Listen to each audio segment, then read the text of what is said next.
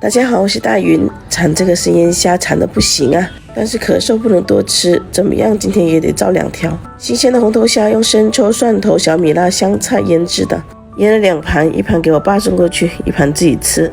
这个叫乌兰鱼，有点蓝色，跟福寿鱼很像。叫老板处理好了，用粗盐腌2个小时，用五花肉跟豆腐炖着吃，可香了。花鲜鱼也非常的新鲜，买了5条。昨天打牛肉火锅剩下的肥牛剩了1斤。来一个经典的做法，就是炒芥兰吃。刚刚家里来客人了，给了1件这个阳光玫瑰，拿1把出来吃。这2天买了银耳要煲甜水的，还买了这个鹿茸菇，可以炒可以煲汤，品质可好了。今天就来煲汤了。这个是焯水的猪骨头，这个鹿茸菇很干净，冲洗一遍，然后加点水泡个20分钟。如果用砂锅的话呢，要小火煲1个小时；高压锅的话呢，就等上气中小火压20分钟。今天这个乌兰鱼煲是加工的拿手菜，所以得加工出手。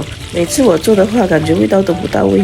五花肉豆腐呢是提前炸香了，再把鱼肉加到砂锅里面，加入5颗咸梅子，再把剩下炸好的鱼都一起放进来之后，加入辣椒，还有多的姜丝，还有黄豆酱。今天的量有点多，水量加好之后中小火煮20分钟。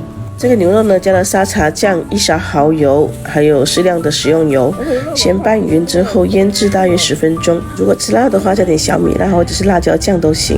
趁这个空间，先把这一个芥兰炒熟。这个芥兰炒的时候不出水的，所以炒的过程加点水进来。调味呢就加了盐留底味就行了。再起锅烧油，把这个牛肉呢给炒熟。因为肥牛嘛，炒出来肉就会相对比较嫩一些，不用怎么腌制都好吃。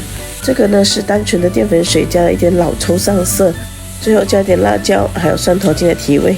这个成品出来呢，最后是有点像盖浇的感觉的。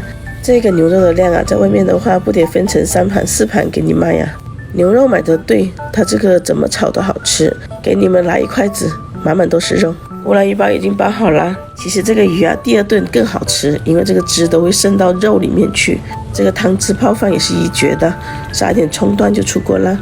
鹿茸菇汤也可以了，这种好的品质就是很香。这个咸淡呢要调够，我加了小香芹调味。平时过年过节也是有人送我们这个菇的，就是没有自己买的这种味道这么浓郁，吃起来口感这么脆。新鲜的小花鲜鱼怎么样都要喝这口汤。